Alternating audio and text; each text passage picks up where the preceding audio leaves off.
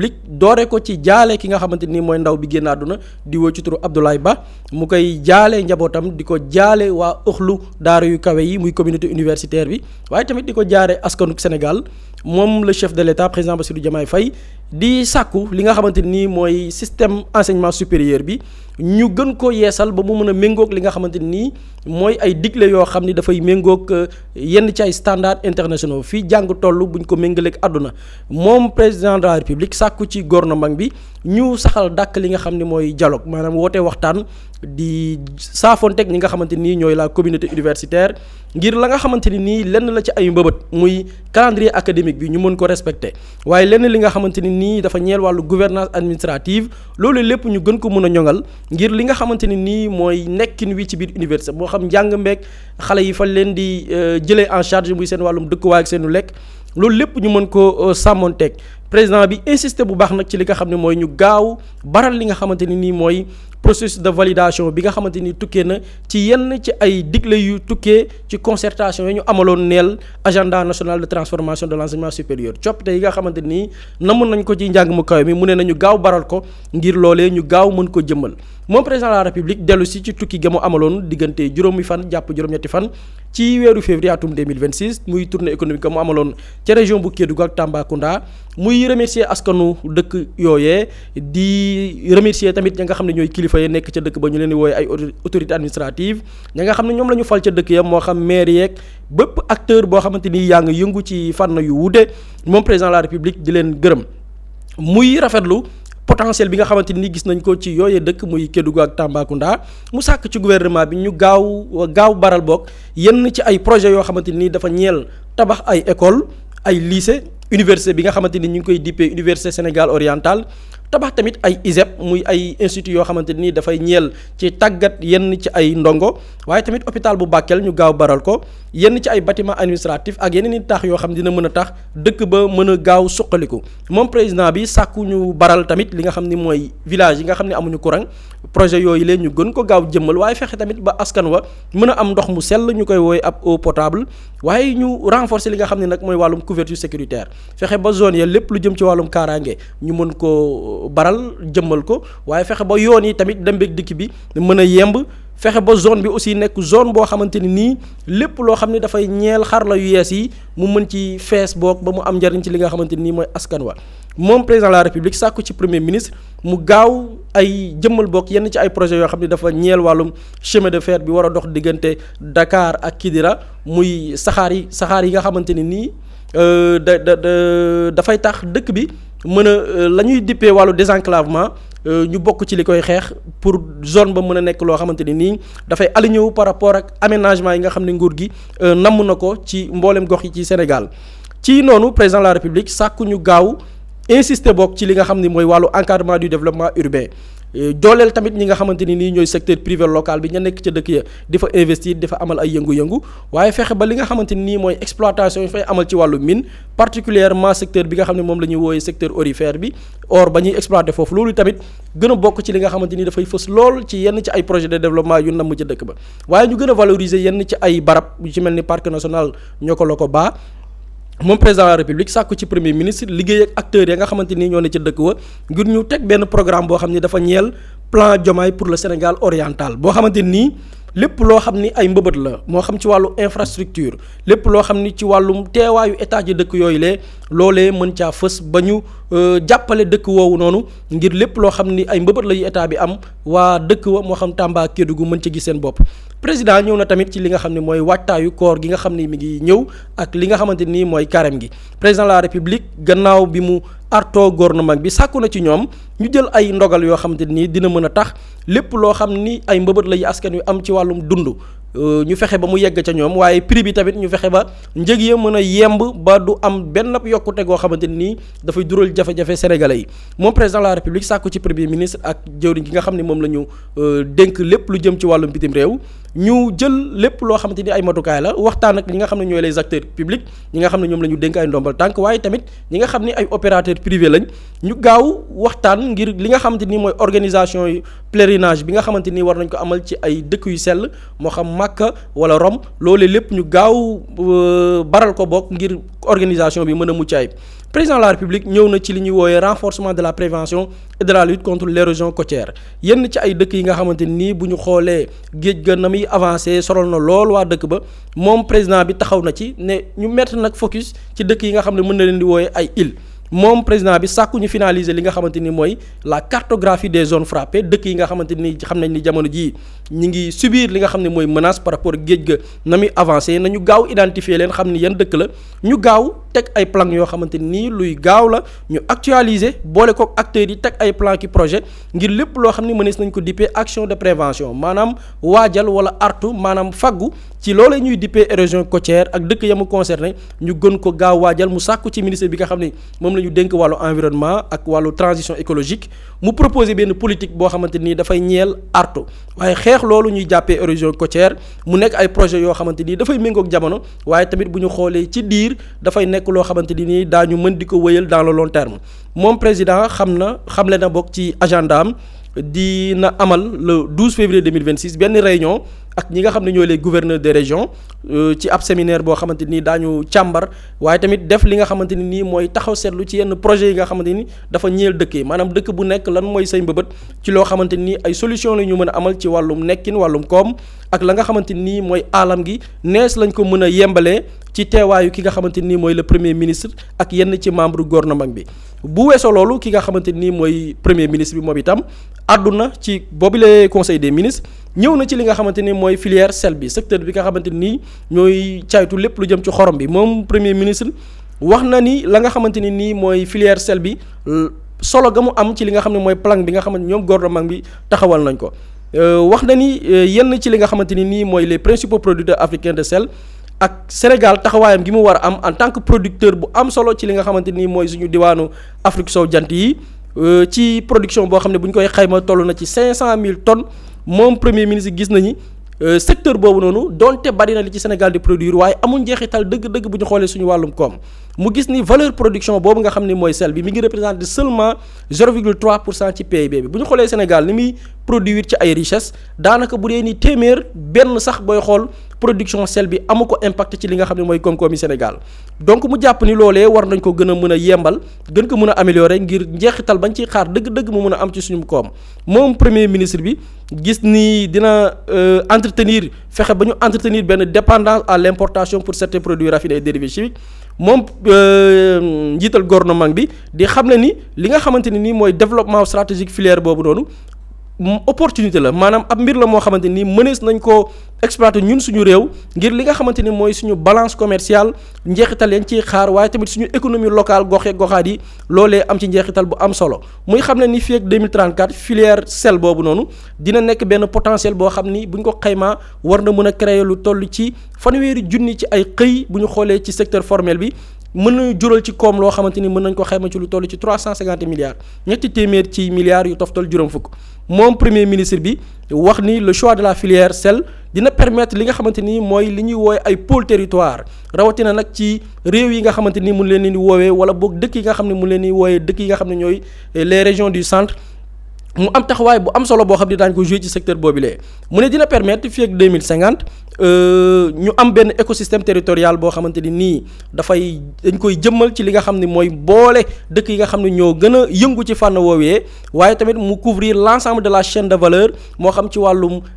collecte bi moo xam ci wàllu production bi moo xam ci wàllu fourniture bi loolu lépp ñu mën ko caytu ngir chaîne de valeur boobu noonu la mu mën a jural potentiel réewum Sénégal moom premier ministre wax ni ambition bi nga xamante ni nii état bu Sénégal am na ko ngir def li nga xamante ni nii mooy xoromu Sénégal gi benn label de qualité par rapport ak yenn dëkk yi nga xamante ni nii xëy na peut-être mënees nañ leen dippee ay dëkk concurrence Sénégal am ci taxawaay bu am solo mën a conquérir li ñuy wooye le marché international moom Ilimanu Dioriñ bi ñëw na ci situation bi nga xam ne itam am na Air Sénégal mu présenté wax na jafe-jafe yi nga xamante ni Air Sénégal mi ngi koy jànkoonteel jamono jii mu ne bu ñu xoolee bilan bi ak image yu Sénégal ci àdduna nañ koy gisee waaye tamit ni ñuy woowe wàllu connectivité stratégique waaye tamit attractivité touristique banqaas yooyu yëpp bu ñu xoolee Air Sénégal war na am taxawaay gu am solo gi mu ci war a jouer moom nag le premier ministre Elimane Diourini ne jox na daanaka diiru fanweeri fan 30 jours ministre bi nga xam ne moom la ñu dénk lépp lu jëm ci dem beeg dikk bi moo xam suuf seeg jaww ji mu matérialiser yenn ci ay dogal yoo xamante ni jël nañ ko ci benn conseil interministériel bi nga xam ne amaloon nañ ko ngir li nga xam ne mooy plan de redressement bi ñeel Air Sénégal loolee ñu mën ko jëmmal def ay proposition yoo xamante ni ay proposition détaillée la maanaam lu ci nekk ñu xam ban yoon lañ war a jaar ngir mën a suqali kër googilee mu sàkku ci ministre bi ñu dénk wàllum finance lëkkaloog bànqaas yooyu lee ngir lépp loo xam ne dafa ñeel wàllu mobilisation de ressources koom gi nga xamante ni laaj na ko ngir Air Sénégal ñu mën koo suqali loolu lépp ñu lëkkaloo ci ngir mën koo jëmal ngir fa ñuy xaar Air Sénégal ak taxawaayam bu ñu xoolee ci dem beeg dikk bi ñeel wàllu jaww ji Sénégal am ci taxawaay bu am solo moom premier ministre ñëw na tam ci situation bi nga xam ni mi ngi xew ci daara yu kawe yi mu évoqué cas bi nga xamante nii xew na doore ko jàll ki nga xamante nii mooy ndaw bi génn àdduna muy Abdoulaye Ba mu koy jaale njabootam di ko jaale ni nga xamante nii ñooy la communauté universitaire di ko jaale tamit askanu Sénégal mu ne déploré na li nga xamante nii mooy violence bi nga xam ne nemmeeku nañ ko muy sàkku ci ministre bi ñu dénk wàllum yoon veillé ci li nga xamante ni nii mooy mbir ma dossier ba ngir lépp luy responsabilité ñeel génn àdduna ndaw boobu di Abdoulaye Ba ñu mun cee def taxaw indi ci ay leeral premier ministre wax ni nécessité poursuivre réforme yi lu am solo la maanaam coppite yi nga xam ne nii namu nañ ko amal ci daara yu kawe yi mu sàkku ci ministre bi ñu dénk njàng mu kawe mi gën a farlu ci fànn woowilee sàkku na itam ci ministre bi ñu dénk biir réew mi ak lépp lu jëm kaaraange biir réew mi veillé ci li nga xamante nii mooy kaaraange espace universitaire bi waaye tamit fexe ba dal mën a am ci barab yooyu lee moom premier ministre jeexalee communication annoncé ni dina dem Addis Abeba la ko tàmbalee fukki fan ak ñeent jàpp fukki fan ak juróom ci weeru février atum 2026 bii ñu ne teewal fa ki nga xam ne mooy le président de la république ci fanweer ak juróom ñeenteelu session ordinaire bi nga xamante nii dafay boole mbooleem chef d'état ak gouvernement yi nga xamante ni bokk nañ ci bànqaas bi nga xam ne mooy Union africaine ginnaaw loolu am na au titre de la communication des ministres yeneen i jëwriñ tamit fësal nañ seen ko mbir boog yenn ci ay plan ak ay projets yi nga xamante ni dénk nañ leen ko bu ñu jëlee ministre bi ñu dénk wàllum napp def na ab communication ci stratégie bi nga xamante ni dafa ñeel projet portuaire yi nga xamante nii dafa concerné Sénégal ak dëkk yi nga xamante nii bu ñu xoolee wàllu dem ak dikk ñeel géej gi am nañ ci taxawaay bu am solo bu ñu xoolee ministre bi nga xam ne moom la ñu dénk wàllu fonction publique wàllum liggéey ak lépp loo xamante ni service public la def na communication ci li nga xam ne mooy situation wala boo climat social bi nga xamante nii am na ci yenn doléance yi nga xam ni yenn ay organisation syndicale ñu ngi koy mëne ministre bi ñu dénk ndaw ñeek wàllum tàggat yaram moom it taxaw na ab mbir ci li nga xam ne mooy sécurité bi ñeel JOJ muy Jeux olympiques de la jeunesse bi nga xam ne war nañ ko amal Dakar en 2026 bu ñu xoolee ci wàllu texte législatif et réglementaire yenn ci ay loi wala boog ay décision yoo xam ne dafay jëm ci wàllum yoon ak yoonal ñoom ci biir conseil des ministres bi examiné nañ waaye tamit adopté benn projet de loi bu relatif à l'activité d'affacturage beneen projet de loi itam mi ngi ñeel benn projet de loi relatif au crédit bail donc loolu la ñu mën a jàpp ci conseil des ministres bi nga xam ne ki ko signé mooy Marie-Rose Khady Fatou Faye di secrétaire d'État auprès du premier ministre di chargé des relations avec les institutions mais aussi di porte-parole du gouvernement Soxna Ramatoulaye. jërëjëf Boury am na solo Pape Samba ban jàngat nga am ci conseil des ministres bi ak lan nga ci gën a jàpp. waaw conseil des ministres moom comme niñ koy tàmbali defee chaque mercredi. surtout di ci xool yenn enseignements yi ñu ci mën a jàpp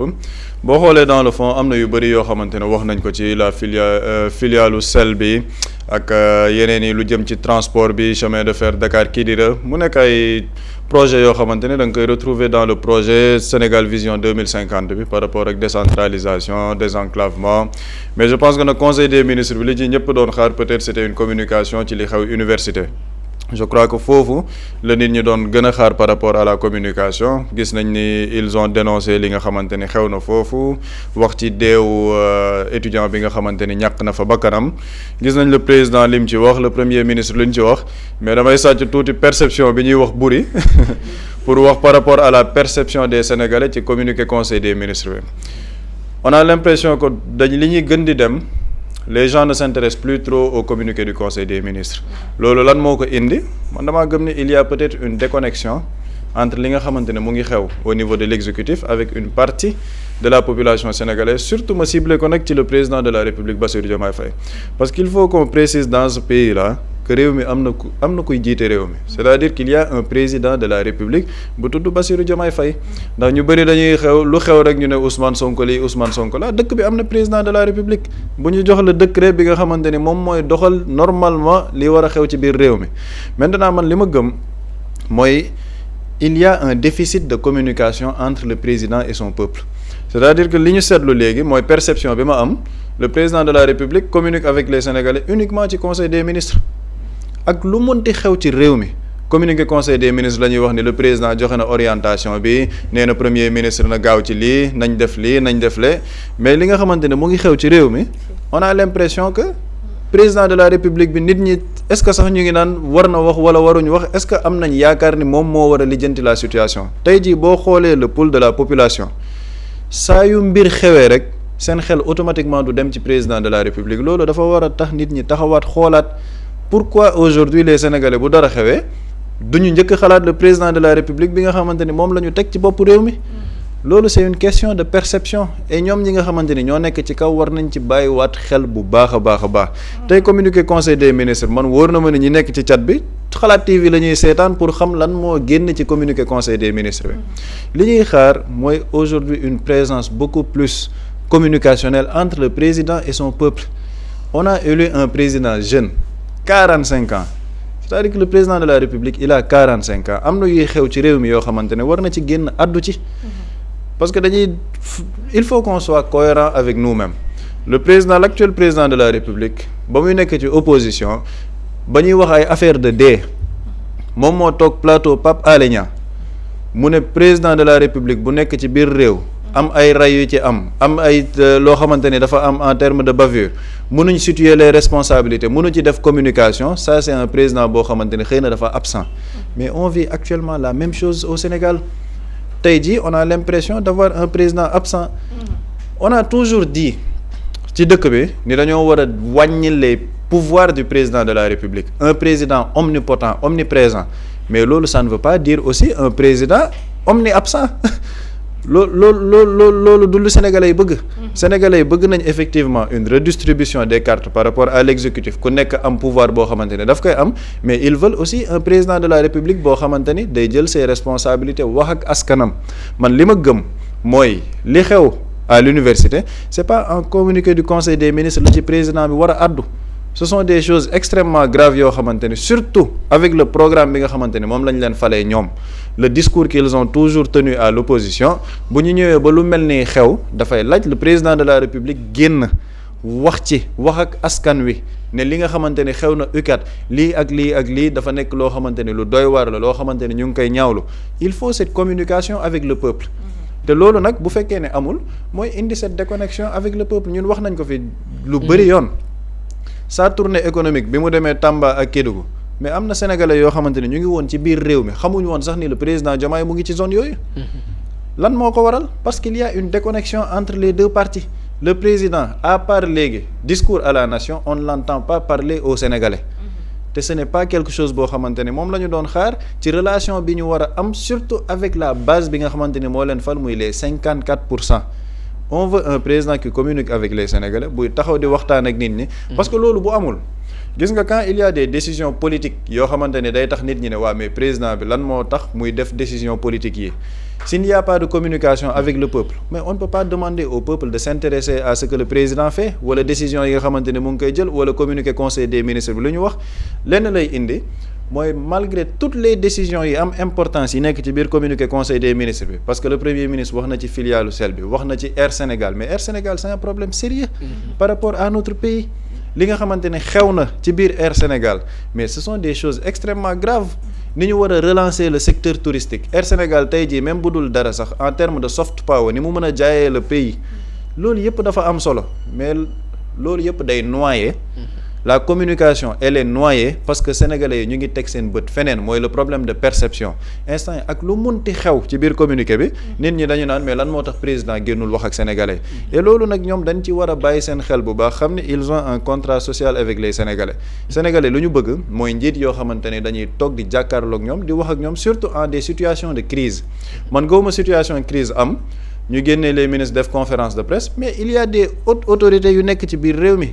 en commençant par le président de la République am na koo xamante ne daf fay toll dafa war a génn wax biir événement Rosso ak Cambérène ni amee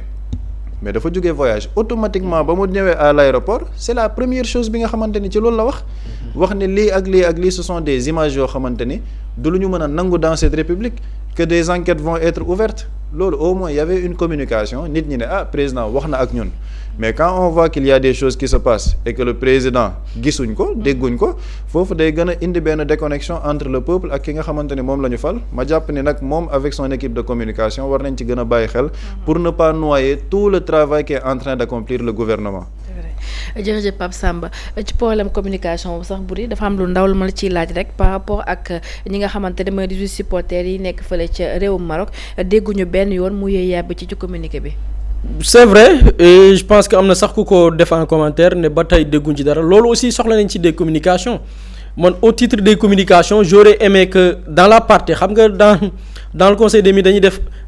des communications yi nga xamante ni ay yeneen ministre def nañ ko. J'ai entendu le ministre de la pêche dégg naa ministre bi nga xam ne moom la ñu dénk ndaw ñi dégg naa ci beneen ministre mais j'aurais aimé ministre des affaires étrangères aussi mu communiquer sur li nga xamante ni mooy la situation des Sénégalais là-bas parce que certes on a communiqué avec loolu c'était normal il fallait communiquer sur la situation à l'université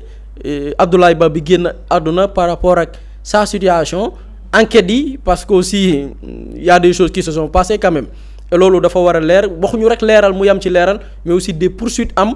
par rapport ak les responsabilités ñu mën ko situer pour que de telles choses parce que régime boo jël ci benn dee la tàmbalee Macky Sall ci benn la tàmbalee benn ba ñu bayal ko ba benn ba jur 80 morts bii tamit bu ñu ko ndësalee bayal ko bayal googu mooy dem ba jur kenn xamul parce que fa muy mujj mooy sañ-sañ la nit ñi di demee et je pense qu'après on aura la possibilité revenir ci avec le cas du décès du jeune Abdoulaye Ba donc c'était normal mais de la même manière tey on parle d'une personne décédée tey y a 18 personnes yi nga xamante ni nii tey la yàlla xam doy na avocat bi moo wax de maître Patrick Kabou bu ne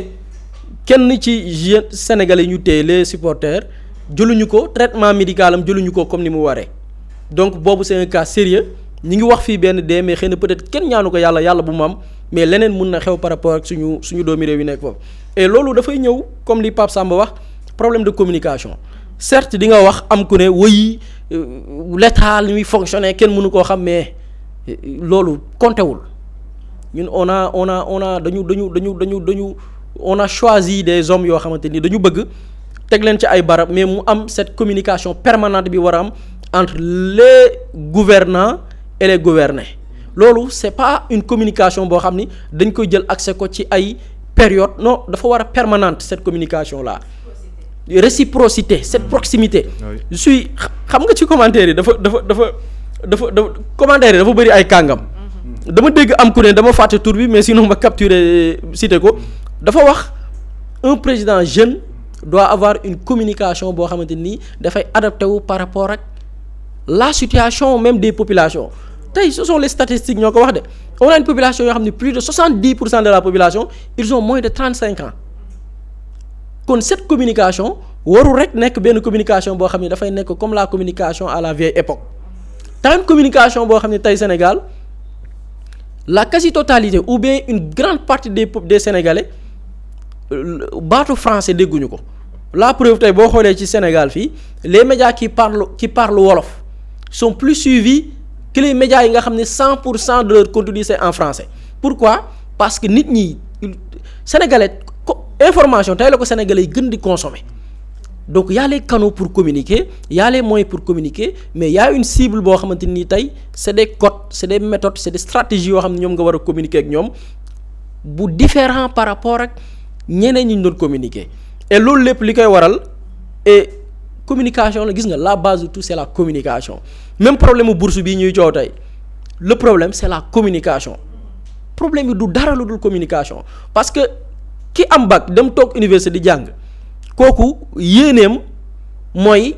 dugg fa def fa at yi mu fay def génn dem wuti métier kenn ñaanul yàlla dee université dama ko doon wax démb ñun da ku leen koy xool sa bopp ñun suñu dernière année bi ñu pas suñu dernière année parce que amoon nañu possibilité continuer waat jàng mais am na benn année boo xam ne si ngay am sa diplôme mais yàkkamti woo lu dul année bi jeex saa yi ñun dañu yàqamte woon lu dul année bi jeex ku ci nekk dem wuti loo am après booy inscriraat pour demat yóotuwaat leneen nga yóotuwaat leneen donc loolu j'en suis sûr que moo animé 80% voire 90% des étudiants kon kooku noonu pour man benn perturbation xëy na bëgg ko l'autorité aussi gis naa ne amul benn intérêt tey université nekk ci crise rek état bëggul coow état bëggul crise état dafa bëgg stabilité donc nga gis ni kon mbëbët bi benn la donc fan la mbir mi amee manque de communication ñuy waxtaan gis nga waxtaan bu amee ci cadre bi mu war a amee ku ci nekk donte am ngay intérêt yooyu défendre di nga teer yenn ci say intérêt pour ñu retrouver wu état bàyyi lii ñun ñu bàyyi lii ñu trouver benn terrain d'entente mais da ngay gis ni tey il faut le dire la communication des na lu bari par rapport ak ce gouvernement là et espérons que pour des situations pareilles dina leen permettre gis nga communication du naxante loolu c'est très important ñu ci bari nag bu ñu déggee communication ok nañ def wut benn tappalekat jël ko non moom mën nañoo tappale non communication du loolu wax naa ko keroog Fassamba mi ngi wax la tournée du président pourtant am na ay médias yu ko couvrir mais est-ce que ces médias-là sont crédibles pourquoi parce que ce qui entoure tey cette communication demuñu vers le support crédible pour pouvoir porter leur communication moo dama ne communication baax na mais communication tappale lalul communication dégg naa fi benn patron de presse bu ne gouvernement bi tant que ñëwul ci ñun du ñu am communication bu baax ce n'est pas vrai vos méthodes de communication sont caduques léegi nag communication ñooñu noonu tappalekat yooyu noonu ñoo lay gëmloo ni wuy communication nii la bëgg la dugal ci tappale alors que tey le régime de Pastef ak li nga xam ne moo porté tey et pourquoi je reviens au régime de Pastef dama gis benn mbokk bu ci def commentaire bu am solo mu ne situation bii rek wane na ni tout tourne autour de Pastef c'est-à-dire que bu neexee su neexee ñu ne leen oh lii du régime mu Pastef acca du seen régime ñëpp àndandoo ku nekk dem góob ñu ñëw dajaloo lu ñu yor gouverner mais en période de crise ñooñu naan du régime de Pastef ñëpp dañuy waaf c'est-à-dire yéen waa Pastef assumer leen ko loolu nag bu amee il faudra nit ñi jël seeni responsabilités xam ni lii kon suñu régime la et on l'assume et ça passe par revenir à la case départ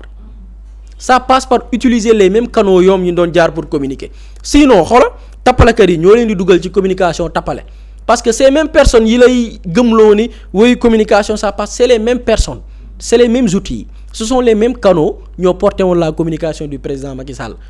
résultat des comptes ñan ñoo daaneel président Macky Sall na nit ñu xool les résultats sont là ñëpp xam nañ ñan ñoo porté woon cette propagande ce sont les jeunes qui sont là ce sont des médias patriotes yi ñu xam ñi nekk ci dëkk bi ñoo porté woon et loolu lan moo ko laloon c'était pas ay tappale de dëgg moo ko laloon dëgg communication wu dëgg loolu nag tant que demuñu xam ni foofu la réew mi toll et gis nga communication maa ngi koy wax cible dafa am solo la meilleure manière de communiquer c'est de connaître sa cible yow ban cible ngay communiquer mooy une cible très éveillée cible boo xamante ni nii nekkatuñ di consommer l'information wala la communication wala le message selon yow ni nga ko bëgg perception bi non le contenu dafay lalu ci dëgg d'abord cette communication ànd ak dëggu ak ku ci nekk am looy bàyyi sa morom bàyyi ngeen déggoo pour Sénégal jëm kanam donc je pense que ce genre de situation ñaanuñu yàlla mu amati fi na fi yam mais ñu fexe ba ñoom ñu jàng ci xam ni après ban taxawaay la ñuy am et puis stabilité ñu xam ni lépp stabilité mooy mën a tax ñu gouverner réew mi réew bu amul stabilité on peut pas parler de projet on a beau ñëw conseil des ministres wax ay projets et programmes des initiatives mais bu amul stabilité mënoo gouverner et loolu nag stabilité boobu noonu du situation moo koy créer ñu créer stabilité mais stabilité ay méthode la yooyu teg de façon permanente c'est-à-dire que waaw lu ñuy togg la da nga koy suuxat lii par exemple am na frustration au sein de la communauté estudiantine xam nañ ni lii fekk 2 mois mun na jur coow balaa ñu yegg ci 2 mois yi ñu régler ko bu ko defee coow li naa teg c'est ça espérons que nag ce genre de situation dina permettre ñu gën a xoolaat affaires yi pour le bénéfice du Sénégal parce que pour man ñu ci bari bokk ñu ci bari ak situation bi surtout pour taxaw ci situation bi am au niveau de l'université ñu ci bari c'est des personnes de bonne foi ñu ci bari am na ci nag ay tappalekat yu ci rax quoi démb maa ko doon wax am na ci ñoo xam ni waxuñu pour l'intérêt des étudiants parce que waxuñu pour torture yi nga xam ne nemmeeku nañ ko biir université tam war a dakk waxuñu pour dee yi nga xam dee bi nga xam ne am na loolu intéressé wu leen parce que ce sont des mêmes personnes ñoo cautionné woon dee yi Macky Sall doon yi ñu nemmeekoon ci nguuru Macky Sall donc ñooñu tey bu ñu ñëwee di indi ñëw pour dee c'est des gens yoo xam ne nii récupération politique la ñuy def mais la grande majorité surtout des personnes yi nga xamante ni ils font même partie de ceux qui ont porté ce régime tey fi ñu nekk c'est des gens yoo xam ni defar moo leen tax a jóg même bu fekkee ànduñu ak la démarche la ñu bëgg mooy defar réew mi tegu ci yoon et que gars yi delloo si waat seen xel xam ni réew mi ci nii lañ ko war a doxalee ñu tegu ci pour que Sénégal mën a jëm kanam. jërëjëf Boury am na solo man j'aurais bien aimé dégg communication ci sénégalais yi nekk Maroc vu que ak communiqué bu seen avocat def. que tant que waxuñu français du ñu mën a jokkoo ak seen ay mbokk dafa doy waar si koo xamante ni déggul kàllaama boobu noonu bëggoon naa koo dégg na ci communiqué mais bon yàlla baax na ñu xool suite bi nu muy mujjee. ñu wéyal waxtaan bi rek dem seet li nga xamante ni